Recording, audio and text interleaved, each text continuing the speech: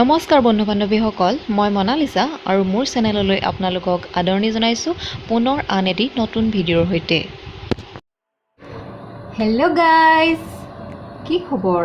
মোৰ বৰ্তমান ভাল বুলিও ক'ব নোৱাৰি, কালিৰ পৰা অকণমান গাটো বেয়া লাগি আছে।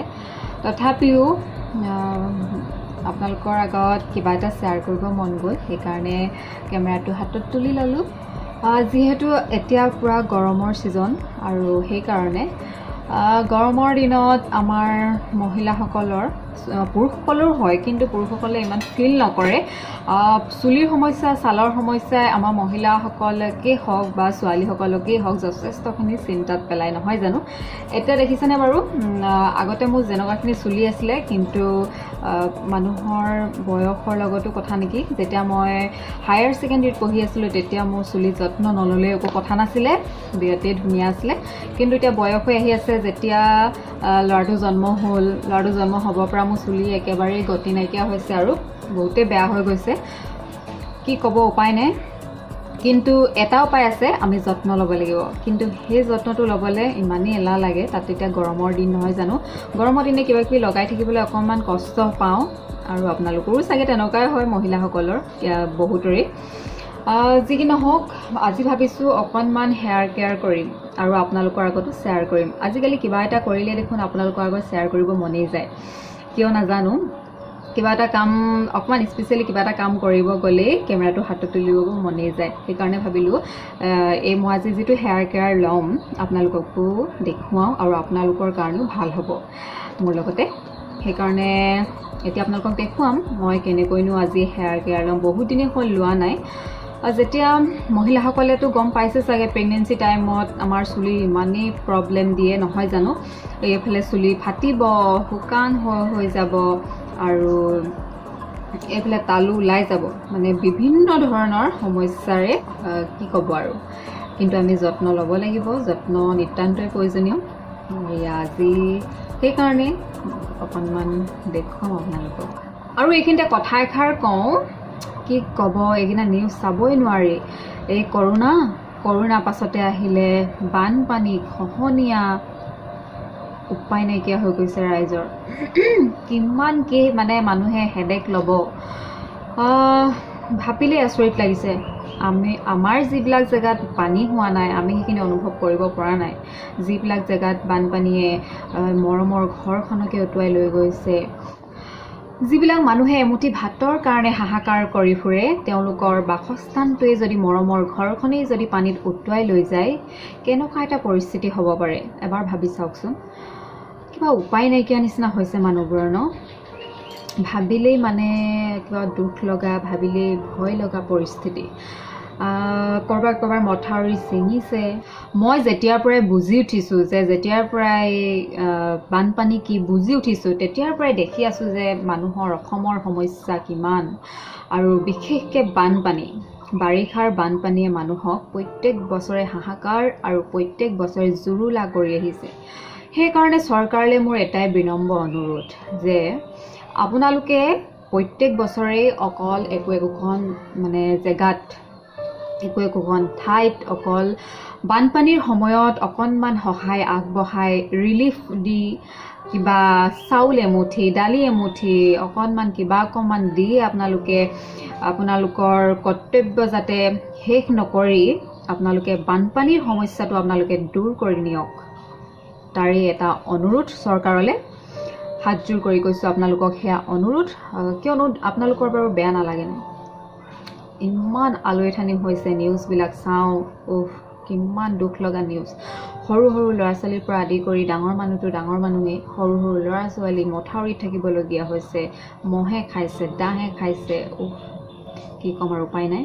যি কি নহওক, চৰকাৰে যাতে এই আমাৰ বানপানীৰ সমস্যা হৈ থাকিবলৈ নিদি তেওঁলোকে কিবা এটা অন্তত চলিউশ্যন লওক।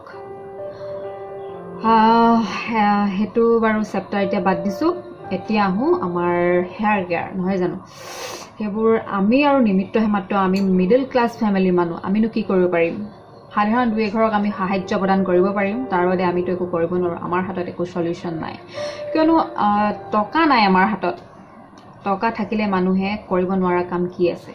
কিন্তু আমি মিডল ক্লাছ ফেমিলি মানুহ, মাত্ৰ 2-এঘৰ মানুহক আমি সাহায্য প্ৰদান কৰিব পাৰিম, তাৰ বাদে উপায় নাই। ঠিক আছে, তেতিয়াহ'লে এতিয়া আহোঁ আমাৰ হেয়াৰ কেয়াৰ। এতিয়া হেয়াৰ কেয়াৰ ল'বলৈ হ'লে মই আজি লগাম ভাবিছোঁ চুলিত এল'ভেৰা, ঘৰৰে হয়, টাবত ৰোৱা আছে এল'ভেৰা আৰু জবা ফুল। জবা ফুল মোৰ হাতত এতিয়া ছিঙা নাই, আৰু এতিয়া জবা ফুলৰ পাতটো মই ছিঙিবগৈ লাগিব। তেনেহ'লে ব'লক এতিয়া জবা ফুল ছিঙি লওঁগৈ ব'লক। আৰু এয়া মই লৈ লৈছোঁ এটা বাতি।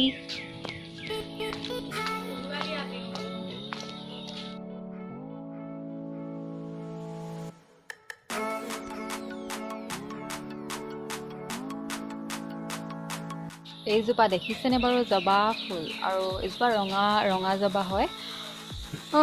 তেতিয়াহ'লে ফুলখিনি ছিঙি লওঁ, পাতখিনি ছিঙি লওঁ, ফুল নহয়। ফুল নাই দেখোন, এটা ফুল নাই। ফুল বুলি কৈ পাইছিলোঁ, পাত ছিঙি লওঁ। কুমলীয়া পাতটো হ'লে বেছি ভাল হয়, তেতিয়াহ'লে ছিঙি লওঁ।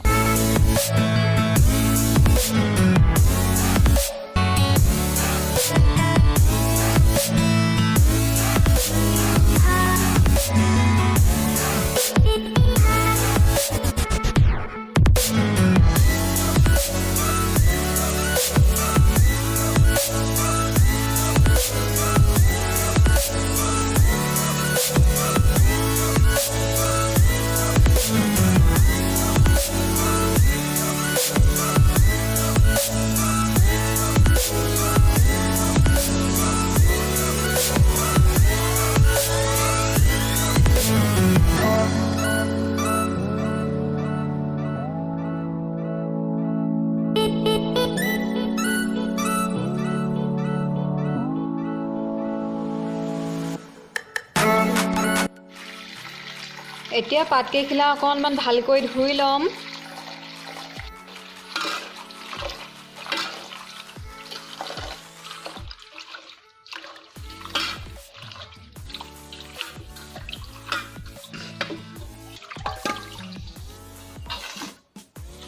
এতিয়া এই পাতকেইখিলা কাটি ল'ব লাগিব, মিহি মিহিকৈ কাটি ল'ব লাগিব। এতিয়া এইখিলা কাটি ল'ম। আপোনালোকে এনেকৈ লগাব, ভাল পাব। আৰু এইটো মিক্সাৰত দিও লগাব পাৰে, কিন্তু মই এটা বেলেগ চিষ্টেমত লগাম।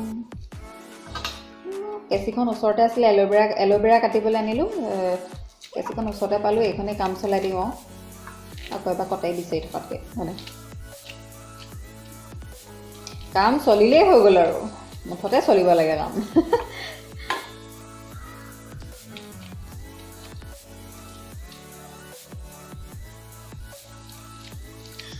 আগতে লগাইছিলোঁ, কিন্তু এতিয়া কেইবাবছৰ লগোৱাই নাই। তেনেকৈ হেনাও কৰিছিলোঁ মাজতে, এতিয়া মনেই নাযায় দেখোন। কিন্তু আমি এইবিলাক বয়স হৈ যোৱাৰ লগে লগে এইবিলাকৰ যত্ন ল'ব লাগে। মই দেখিছেনে মিহি মিহিকৈ, মানে ইমানো মিহি নহয়, তথাপিও এনেকৈ কাটি লৈছোঁ, একেবাৰে ডাঙৰ ডাঙৰকৈ ৰখা নাই। আজি বহুত গৰম পৰিছে কিবা গোপগোপনি এটা উঠি আছে। ৰাতিলৈ বৰষুণ হ'ব চাগে।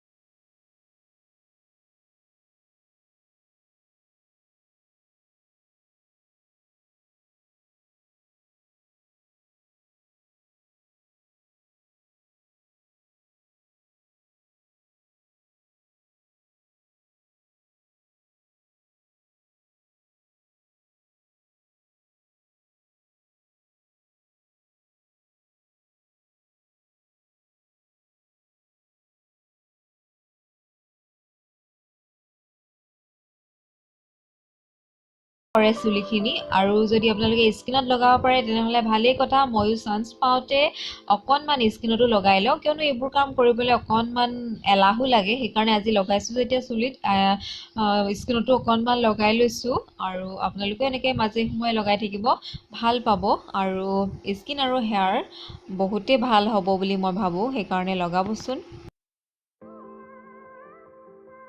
যেনে বাৰু একেবাৰে চুলি সৰি টাকলি লগাব লাগে সপ্তাহত নহ'লেও মাহেকত এবাৰ হ'লেও ইউজ কৰিব লাগে এইবোৰ ভাল হয় কিন্তু এটা কথা আপোনালোকে মন কৰিব যে চুলিত কিবা এটা সনাৰ আগতে আপোনালোকে চুলিখিনি ভালকৈ শ্বেম্পু কৰি ল'ব তেতিয়া মানে চুলিখিনিত ভালকৈ এডজাষ্ট হ'বৰ কাৰণে সুবিধা পায় বস্তুটো নহ'লে যদি লেতেৰা তেলীয়া কিবা হৈ থাকে তেনেহ'লে চুলি এডজাষ্ট কৰিব অকণমান দিগদাৰ হয় এই এল'ভেৰাই হওক অইলেই হওক দিগদাৰ হয় সেইকাৰণে চুলিখিনি সদায় চাফা কৰি ল'ব লাগে আৰু চুলিখিনি শ্বেম্পু ভালকৈ কৰিব লাগে আৰু 2-3 দিনৰ মূৰে মূৰে চুলি ধুবই লাগে কিয়নো আমাৰ চুলিত আটাইতকৈ লেতেৰা বস্তুবোৰ সোমাই যায় বেছিকৈ আমি ক'ৰবাত গ'লোঁ কিন্তু গাটো ধুওঁ চুলিখিনিতো সদায় নুধুওঁ যিমান পাৰোঁ চুলিখিনি ভালকৈ চাফা কৰি ল'ব লাগে কেয়াৰ কৰিব লাগে